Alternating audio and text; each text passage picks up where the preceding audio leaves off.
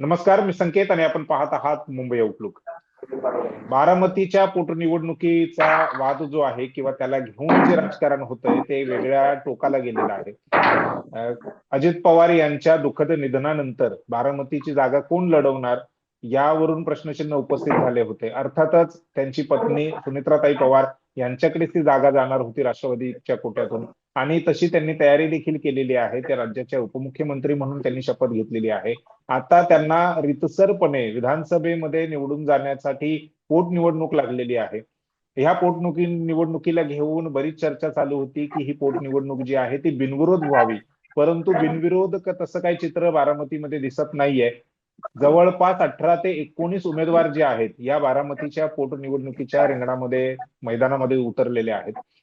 यामध्ये काँग्रेसचे एक मोठं नाव किंवा मोठा चेहरा जो आहे काँग्रेस पक्षाकडून, ऍडव्होकेट आकाश मोरे यांच्या रूपाने हे एक उमेदवार दिलेले आहेत. आकाश मोरे हे जरी काँग्रेसचे कार्यकर्ते असले तरी त्यांचे वडील जे आहेत ते विधान परिषदेचे आमदार राहिलेले आहेत. ते देखील ऍडव्होकेट आहेत, वकील आहेत. ते विजयराव मोरे आज आपल्या सोबत आहे. मोरे साहेब, मुंबई आउटलुक मध्ये तुमचं स्वागत आहे. नमस्कार. पोटनिवडणूक जी आहे ती बिनविरोध व्हायला पाहिजे होती, त्यासाठी राष्ट्रवादी काँग्रेसकडून मोठ्या प्रमाणामध्ये प्रयत्न केले गेले. शरद पवारांचा जो पक्ष आहे ते त्यांनी काय उमेदवार मैदानामध्ये उतरवला नाही, परंतु काँग्रेसकडून तुमच्या मुलाला उमेदवारी मिळालेली आहे. आज फॉर्म भरलेला आहे. काय प्रतिक्रिया आपली? नाही, माझी प्रतिक्रिया सरळ साधी आहे की ही निवडणूक जी आहे एक विशिष्ट परिस्थितीमध्ये निवडणूक होते. बरोबर. कोणीही म्हणजे अचानकपणे असं माहीत झाल्याच्या नंतर त्यांच्या जागेवर बिनविरोध निवडणूक व्हावा हा घटनेने आपल्याला हा संकेत दिलेला नाही. मुद्दा असा आहे की या निवडणुकीमध्ये जे प्रश्न उपस्थित झालेले आहेत, म्हणजे एका बाजूला भावना आहे आणि दुसऱ्या बाजूला कर्तव्य आहे. कर्तव्य काय की घटनेने दिलेला आपला अधिकार आहे. संविधानाची अंमलबजावणी करणं हे हा अधिकार आहे आणि संविधानाने राजाच्या पोटी माणूस हा राजाच निर्माण न होता मतपेटीतून झाला पाहिजे.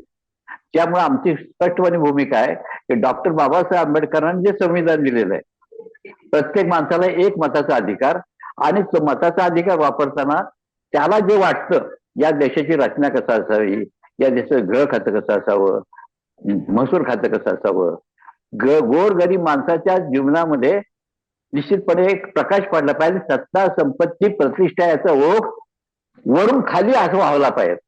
आज काय झालेलं आहे, एक असं धरून चालू की 20% लोकांनी, म्हणजे मी तर नेहमीच सांगतो की या देशाची 90% संपत्ती फक्त एक 15-20% लोकांच्या हातात आणि बाकीच्या लोकांच्या हातात किती आहे? 5% संपत्ती.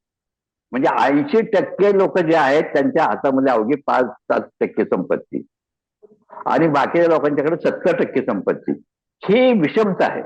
ही विषमता लोकशाहीमध्ये फार काळ राहत नाही आणि याच्या विरुद्ध मताच्या अधिकारामुळे आपल्याला प्रतिनिधी निवडता येतात. इथे याच्यामध्ये एकाधिकारशाहीचा वाद दिसतो आणि एकाधिकारशाही कुठपर्यंत चाललेली आहे की काही करून मला ते मिळवायचं, मग घातपात करायचा, मग दंगे घडवून आणायचे, मग टोकाच्या माणसाला, म्हणजे उदाहरणार्थ आदिवासीच जीवनमान लक्षात न घेता, त्याचं जीवनमान न सुधारता तुम्ही एक जंगल आधार देऊन टाकणं, एअरपोर्ट देऊन टाकणं. आणि या देशामध्ये मी माझ्या सबंध कारकिर्दीमध्ये डॉक्टर आमचे नरेंद्र दाभोळकर बरोबर जो आपला जो आम्ही कायदा पास केला, कशा कुठला कायदा? जादूटोणा विरोधी कायदा. जादूटोणा विरोधी कायदा. याच्यासाठी मी 20 वर्ष त्यांच्यावर काम करत होतो. डॉक्टर नरेंद्र दाभोळकर माझ्या घरी किती राहिलेले. आम्ही बारामतीला एक फार मोठं शिबिर घेतलं होतं. याच्यामध्ये पुणे विद्यापीठाचे कुलगुरू आले होते, वाघमारे म्हणून होते त्यावेळेला. आणि मी आपल्याला मुद्दाम सांगतो की आम्ही अशा रीतीने ही माणसं सगळी तयार व्हावी. आज काय दिसतंय, आम्ही महिलांचं सक्षमीकरण व्हावं म्हणून 90च्या विधानसभेमध्ये मी असताना, विधान परिषदेमध्ये असताना आम्ही 3-4 गोष्टी केल्या होत्या. मंडल आयोगाची अंमलबजावणी, डॉक्टर बाबासाहेब आंबेडकरचं नाव विद्यापीठाला द्यावं, याच्यासाठी मी 2 महिने जेलमध्ये गेलेलो आहे. त्याच्यानंतर महिलांचं सक्षमीकरण म्हणा, हा जो आलेला आहे आयोग जो आणलेला आहे, हा कशासाठी आणलेला आहे? आज काय दिसते आपल्याला? या महाराष्ट्रातले 70 म्हणजे जवळजवळ 30-40 मंत्री किंवा महत्वाची लोक जर त्या आपल्या त्या बाबाच्या जर पाया पडत असतील, तर आपण काय समजायचं याच्यामध्ये? तर तो स्वतःला कॅप्टन समजतोय, तो स्वतःला आपलं माझं हे म्हणणं नाही, पण तुम्ही धार्मिकता किती वाढवायची, याला काहीतरी मर्यादा पाहिजे की नाही? बरोबर. अशा परिस्थितीमध्ये मला वाटतं हे सगळे प्रश्न मांडायचे सर्वसामान्य लोकांच्या कोर्टात जाण्याची गरज आहे. कोर्ट निकाल देईल तर आम्हाला मान्य आहे, लोकशाहीच्या प्रमाणे आम्हाला मान्य आहे. पण आमचं असं म्हणणं आहे की ह्या ज्या पवार मॅडमने एवढी घाई करायला नाही पाहिजे. नाही, मला त्या मुद्द्यावरती यायचं आहे मोरे साहेब, मला त्या मुद्द्यावरती यायचं आहे. परंतु ज्या पद्धतीने तुम्ही मांडणी केलीत की लोकशाहीमध्ये राजाच्या पोटी राजा किंवा राणीच्या पोटातून राजा जन्माला नाही आला पाहिजे, तो मतपेटीतून आला पाहिजे, आणि त्यातही राजा नाही तर लोकप्रतिनिधी जो आहे तो मतपेटीतून आला पाहिजे, राजाही म्हणता येणार नाही त्याला. तो एक तुमचा मुद्दा आहे. मला दुसरा मुद्दा असा मांडायचा आहे की म्हणजे बारामतीमध्ये राष्ट्रवादीची ताकद ही पहिल्यापासून राहिलेली आहे. म्हणजे अगदी शरद पवार होते तेव्हापासून हे दोन पक्ष वेगळे झाल्यानंतर देखील ही राष्ट्रवादीची ताकद तिथे आहे. असं असताना त्यात अजित पवारांच्या निधनानंतर जी सहानुभूती आहे, ती सहानुभूती ही सुनेत्राताई पवार त्यांच्या पत्नी त्यांच्याकडे गेलेली असताना अशा परिस्थितीमध्ये तुम्ही ही निवडणूक लढवण्याचा निर्णय घेतला, ते हे किती चॅलेंजिंग वाटतंय तुम्हाला? या पवार कुटुंबाच्या संपूर्ण एकंदरीत जी ताकद आहे त्यांची, त्याला बघता. हे बघा, मी तुम्हाला एकच उदाहरण सांगतो. मी त्या पार्टीमध्ये होतो. राजनारायणने इंदिरा गांधीचा पराभव केला होता. पी सिंग मोटरसायकलवर फिरले होते, 90,000 मतांनी निवडून आले. बरोबर. मला सांगायचा मुद्दा काय माहिती का? चॅलेंज तर लोकशाहीमध्ये असणारच ना, त्याच्याशिवाय मजा पण नाही येणार. हा, कोर्टामध्ये मी पाहतो ना, चॅलेंज हे असतंच ना. पण त्याच्यातून न्यायापर्यंत आपण जायचं, ही आपली भूमिका असणं गरजेचं आहे ना. आणि मी माझा जो काय आयुष्यामधला जो काळ आहे, की किती इलेक्शन लढवलं आहे मी तुम्हाला सांगत नाही, किती वेळा जेलमध्ये गेलो हे मी तुम्हाला सांगत नाही, किती शाळा काढल्या हे मी सांगत नाही तुम्हाला, किंवा भटक्या विमुक्ताच्या मुलांना मी कसं शिक्षण देतो. आज 100 मुलं माझ्याकडे फुकट कशी शिकतात. एकूण माझ्या शाळेमध्ये 400 मुलं आहेत, त्यातले सवर्णाची 200 आहेत आणि बाकी सगळे असे सगळे आहेत. हे मी का आपल्याला सांगतो? तर सांगायला मला मुद्दा काय की लोकशाहीमध्ये जो मला अधिकार मिळाला आहे, त्या अधिकार शेवट पण गेला पाहिजे. पालातला माणूस महालात गेला पाहिजे. इथं काय महाल फक्त वाढत चाललेले आहेत. म्हणजे बारामती सुंदर केली, पण बारामती सुंदर केली याचा अर्थ 36 गावामध्ये गेले 60 वर्ष तुम्ही पाणी दिलं नाही ना. ते आपले आश्रित राहावेत म्हणून, मतदार राहावेत म्हणून, किंवा इलेक्शनच्या वेळेस त्यांना लालून दाखवायचा हा मुद्दा आहे ना. त्यामुळे हा जॉब तर चॅलेंजिंग आहे. पण मला असं वाटतं की कोणीतरी हे चॅलेंज स्वीकारणं गरजेचं आहे ना. आणि मी माझ्या आयुष्यामध्ये हे चॅलेंज किती पवार साहेबांच्या विरुद्ध मी 2दा लढलेलो आहे. 1972ला आणि 78ला. आणि जेल अमुक तमुक करून मी बाबासाहेब आंबेडकरांच्या साठी मी सांगितलं आपण नामांतरासाठी गेलो होतो. मी सार्वजनिक काम करत होतो, त्यामुळे मला 90ला शरद पवारांनी शिफारस केली ही निश्चितपणे. परंतु त्यावेळेचे जे कोणी गव्हर्नर होते त्यांनी माझी नेमणूक केली समाज कार्यकर्ता म्हणून. म्हणून मी विधान परिषद गेलो, आणि विधान परिषद गेल्यानंतर 4-5 डिसिजन मी आपल्याला सांगितले. मला हे माझ्या काळात झालेले आहेत ना, म्हणजे आम्ही करून घेतलेले आहेत ना. माझ्यावर लक्ष्मण माने होते, असे बरेचसे लोक, आम्ही 12 जण होतो त्यावेळेस नेमणूक केली होती. आणि आम्हाला नेमणूक केली म्हणून त्यावेळेला 12 लोकांची मेजॉरिटी झाली होती. बाबासाहेबांची जी मेजॉरिटी झाली ती 12 लोकांची होती. बरं. मोरे साहेब, आता मुद्दे काय आहेत तिथे? कोणत्या मुद्द्यांवरती निवडणूक लढवली जाईल? तुमच्याकडून कोणते मुद्दे लोकांपर्यंत पोहोचवले? आमच्याकडे हे मुद्दा मांडला जाईल की हा जादूटोणा कायद्याची अंमलबजावणी ज्या प्रकारे व्हायला पाहिजे त्या प्रकारे होत नाही. बरोबर. अजित पवारांसारख्या एवढ्या मोठ्या माणसाचा जे काही घात झालेलं त्याचा साधा FIR होत नाही, त्याचे इन्व्हेस्टिगेशन होत नाही. विमा कंपन्या आता 15 लाखाचे विमान असताना 15 कोटीचं 15-20 कोटीचं 80 कोटीचं विमा कसे काय उतरते? एक महिनाभर अगोदर संशय सर्वसामान्य माणसाच्या मनामध्ये. बरं, हा संशय आम्ही नाही निर्माण केला, रोहित पवार त्यांचेच आहेत ना. रोहित पवारने हे सगळं मांडलेलं आहे. मला म्हणायचं की सर्वसामान्य माणसाची कुठे हा आवाज कधी पोहोचणार तिथपर्यंत? तो पोचवायचं काम आमचं आहे आता. आमची बारामती निवडणूक बारामती जरी असली तरी सुद्धा महाराष्ट्रातल्या सर्व तमाम लोकांना आमचं आव्हान आहे, हे प्रश्न घेऊन तुम्ही पुढे जाणं गरजेचं आहे. तरच महाराष्ट्र हा फुले बाबासाहेब आंबेडकरांचा समतेचा महाराष्ट्र होईल. मी आपल्याला मुद्दाम सांगतो की फुले असतील, आंबेडकर असतील, त्याच्यानंतर हे म्हणजे आणखीन हे जे आहेत सगळे तीन चार शाहू महाराज आहेत, शिवाजी महाराज आहेत, बरेच अण्णाभाऊ साठे आहेत. हो, अण्णाभाऊ साठे, मी सगळ्यांची नावं घेत नाही आपल्याला, पण आपल्याला सगळे माहिती आहेत ते कांबळे साहेब. तर या पुरोगामी लोकांचं जे काय स्वप्न आहे ते कसा महाराष्ट्र पाहिजे? दंदानगेचा महाराष्ट्र नको, बरोबर, संघांचा वृत्तीचा महाराष्ट्र नको, घराणेशाहीचा महाराष्ट्र नको, हा लोकशाहीचा महाराष्ट्र झाला पाहिजे. आणि डॉक्टर बाबासाहेब आंबेडकरच्या घटनेप्रमाणे महाराष्ट्र लोकशाहीचा झाला पाहिजे. त्याप्रमाणे लोकप्रतिनिधींनी काम केलं पाहिजे. बरोबर. मोरे साहेब, तुम्ही आता मुद्दा उपस्थित केला की अजित पवारांचा जो घातपात, अपघात की घातपात, आता चौकशीचा मुद्दा आहे आणि चौकशी होते त्यानंतरच आपण काय ते स्पष्ट म्हणू शकू. परंतु FIR दाखल झाली नाही ही वास्तविकता आहे.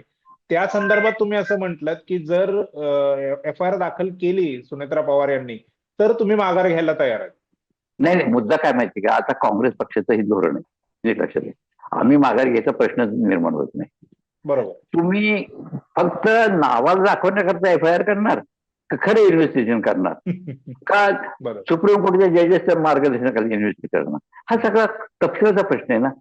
आणि त्या घाईघाईत, आणि हे माझं मत आहे की मला जेवढं विचारचं आहे त्यापेक्षा रोहित पवारला विचारणं गरजेचं आहे. रोहित पवारने जे मुद्दे उपस्थित केलेले आहेत त्या मुद्द्याचं नेमकं निराकरण काय झालेलं आहे, हा एक मुद्दा आहे. आणि बाकीचे मी आपल्याला सांगितलं असे बरेचसे मुद्दे आहेत ना, शेतकऱ्यांच्या संदर्भामध्ये, पाण्याच्या संदर्भामध्ये. अगदी बारामती तालुका प्रातिनिधिक घ्या तुम्ही, जर तुम्ही विचार केला तर बारामती तालुक्यातला निम्मा भाग दुष्काळी भाग आहे. निम्मा भाग तो दुष्काळी का राहिला तर कॅनॉलच्या वरच्या लोकांना पाणी नाही दिल्यानंतर ते आपल्या म्हणण्याप्रमाणे मतदान करतात. म्हणजे राजकारण्यांना असणारी स्थिती कायम ठेवण्याकडे कळलंय ना. मी तुम्हाला मुद्दाम सांगतो की मागच्या एक फडणवीस बाई होत्या, शोभाताई फडणवीस, त्यांच्याकडून मी आमच्या गावाला पाझर तलाव घेतलाय, त्यामुळे आमच्या गावाचा पिण्याचा पाण्याचा प्रश्न सुटलेला. पण नीरा आणि करा हे जर जोड कालवा मागच झाला असता, आता तुम्ही काय ते आयर्णी आले म्हणून तुम्ही म्हणता आम्ही करणार आहे, मग ते कधी करणार आहे ह्याचाही प्रश्न नाही. 60 वर्षामध्ये का नाही केलं या सगळ्या राज्यकर्त्याने, हा आमचा सवाल आहे. हे सगळे प्रश्न उपस्थित करणं गरजेचं आहे. आणि आम्ही आमच्या काळामध्ये काय या सगळ्या प्रश्नासाठी झगडलेलो आहे. पाण्यासाठी मी उपोषण केलंय, मौन धाऱ्यांच्या बरोबर 9 दिवस मी उपोषण केले पुण्याला, ते विलासराव देशमुखांनी सोडलेलं आहे. मी माझ्या गावामध्ये सुद्धा 8-8, 10-10 दिवसाची लोणलं उपोषण केलेले आहेत. मुद्दा मला हा नाही महत्वाचा, मी काय केलं हे महत्वाचं नाही. हे सार्वजनिक प्रश्न जे आहेत ना, ते लोकशाहीमध्ये कड लागण्याची, सुटण्याची काहीतरी कालमर्यादा असली पाहिजे ना. बरोबर. मोरे साहेब, काय की आता हा निवडणुकीच्या मैदानामध्ये आपण म्हणजे तुम्ही उतरलेला आहात, चर्चा सगळीकडे एकच आहे. एका बाजूला म्हणजे तुम्ही महाविकास आघाडी जी विधानसभेच्या निवडणुकीसाठी बनवली गेली होती 2024चा जो लोकसभा झाली त्यावेळी आणि त्याच्यानंतरची विधानसभा, त्यावेळी एक संघ म्हणून तीनही पक्ष एकत्र येऊन लढले होते. परंतु आता बारामती पोटनिवडणुकीच्या बाबतीमध्ये दिसतंय की शरद पवारांनी माघार घेतलेली आहे, ते काय ह्या मैदानामध्ये नाहीयेत. काय त्यांचं पाठबळ तुम्हाला आहे? दुसरा प्रश्न तसाच शिवसेनेच्या बाबतीतला आहे, म्हणजे उद्धव ठाकरे यांच्या नेतृत्वामध्ये जी शिवसेना काम करते, काय त्यांचं पाठबळ तुम्हाला आहे का? मी काय म्हणतो, हे प्रश्न मला विचारण्याच्या वेळी त्यांना विचारणं जास्त युक्तिक होईल नाही. ते महाविकास आघाडीचे घटक आहेत. महाविकास आघाडीचे म्हणून त्यांना आम्ही राज्यसभेवर पाठवलेलं आहे. महाविकास आघाडीचे म्हणून आम्ही 2024 साली त्यांचा, सुप्रिया सुळेंचा आणि जे विधानसभेचे जे उमेदवार होते त्यांचे पवार म्हणून, दुसरे काय नाव त्यांचं, योगेंद्र पवार. हा, योगेंद्र, यांचा आम्ही प्रचार केला पवार साहेबांच्या बरोबर. असं नाही आमचं मत. मग आता त्यांनी ठरवायचं ना आम्हाला पाठिंबा द्यायचं का घराणेशाही पाहायची. कार्यकर्त्यांच्या स्तरावरती दिसतंय का? नाही, कार्यकर्ते स्तरावर मी काय सांगू शकत नाही, कारण आपल्याला सगळ्या कार्यकर्त्याबद्दल मला काही बोलायचं नाही. कारण कार्यकर्ते कशाच्या पाठीमागे असतात ह्याच्याबद्दलही मला काही बोलायचं नाही. पण सर्वसामान्य माणसाच्या मनामध्ये हे सगळं सल आहे, दुःख आहे. किंवा आपण पवार साहेबांना 60 वर्षापर्यंत पाठवलं तिथं, आणि आता दुसरा माणूस का पाठवत नाही तिथं, का विचार करत नाही? याही वयात जर त्यांना राज्यसभेवर जायचंय तर दुसऱ्या संबंध या 12 तालुक्यातल्या आपल्या घराण्याशिवाय दुसरा माणूस त्या दिसत दिसत का नाही? हा सगळं झालं. त्यांना हा प्रश्न विचारला पाहिजे, उद्धव ठाकरेंना हा प्रश्न विचारला पाहिजे. तुम्ही मुख्यमंत्री होता, तुमच्याकडून कोणाला तर विधान परिषद जायचंय, काँग्रेसची मदत तुम्हाला पाहिजे. काँग्रेसने तुम्हाला मदत करा. मग काँग्रेसने एखाद्या गोष्टीचा जर तुम्ही आग्रह केला, तर काँग्रेसचा आग्रह तरी काय आहे की बाबा इथं आपलं कर्तव्य म्हणून हे निवडणूक लढवायची. दुसरी गोष्ट काय माहिती का, तुम्ही असं केलं नाही का? अश्विनी जगतापचे तुम्ही विरुद्ध उमेदवार उभा केला नाही का, लक्ष्मण जगतापचे? त्यानंतर आपल्या मध्ये सोलापूरचे काय नाव त्यांचं, ते मध्यंतरी वारले होते, त्यांच्या मुलाला त्या तिकिटाच्या वेळेस विरोध केला नाही का? कोल्हापूरला असंच केलं नाही का? हे सगळं तुम्हीच परंपरा पाडलेली ना. आजही तुम्ही राहुरीच्या मध्ये त्या तनपुरे मॅडमचा विचार करताय, ते कशाचं लक्षण आहे? म्हणजे ज्यांच्या हातामध्ये आहेत त्यांनाच तुम्ही फक्त हे करायचं आणि सोयीस्करपणे म्हणायचं की हे कुटुंब महत्वाचं. आणि मला सांगायचं की पवारसाहेबांचं वय झालंय, त्यामुळे त्यांना असं वाटणं साहजिकच आहे. कुटुंब, घर, अमुक नातं नॅचरल इन्स्टिंक्ट आहे. हा माझं वैभव हे माझ्या नंतर सुद्धा टिकलं पाहिजे, हा माणसाचा स्वभाव धर्म आहे. बरोबर. नॅचरल इन्स्टिंक्ट आपल्याला माहितीच आहे. जे कुठलं कुठलं आहेत ते मी आपल्याला सांगायला नको. भूक, भय, निद्रा आणि शेवटचं चुकायचं मैथून वगैरे आहे, हे नॅचरली इन्स्टिंक्ट आहेत ना. म्हणजे माझं मी टिकलं पाहिजे, माझा मुलगा टिकला पाहिजे, माझं हे झालं पाहिजे. अरे हा आग्रह लोकशाहीमध्ये चुकीचा आहे, एवढंच माझं म्हणणं आहे. तर त्यामुळे हा प्रश्न पवार साहेबांना विचारा, हा प्रश्न उद्धव ठाकरेंना विचारा, आणि मग आमच्याकडे बाबा महाविकास आघाडीवर तुमच्याबरोबर आम्ही आहोत, आम्ही तुम्हाला भरभरून मतं दिली, आम्ही तुमच्यासाठी जीवाचं रान केलं. आणि आता आमच्या वेळेला म्हणजे गरीबाच्या वेळेस तुम्ही कोण नाही का? तर आम्ही नाही म्हटलं तर गरीबाचे प्रतिनिधी आम्ही अशा क्लासमधून आलोय कांबळे साहेब, की मी आपलं त्याचा जातीवाद होईल म्हणून मी उल्लेख करत नाही. नाही ठीक आहे, तो आपला विषय पण नाहीये खरं तर मोरे साहेब. आपला विषय बारामतीच्या पोटनिवडणुकीपुरताच आहे. तरी तुम्ही इतरत्र देखील जी काय माहिती आहे ती पोहोचवण्याचं काम केलं. तुमचं म्हणणं अगदी बरोबर आहे. तुम्ही 2 मुद्दे महत्वाचे मांडलेत. ते मला असं वाटतं की या मुलाखतीच्या शेवटी ते अधोरेखित करणं गरजेचं आहे. एक तर हा अधिकार जो आहे निवडणूक लढवण्याचा, मत देण्याचा, हा लोकशाहीने, भारतीय संविधानाने दिलेला अधिकार आहे.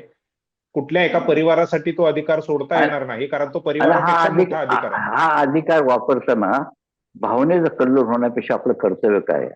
बरोबर, अगदी बरोबर आहे. भावनेपेक्षा आपलं कर्तव्य काय आहे ह्याची दक्षता घेतली पाहिजे.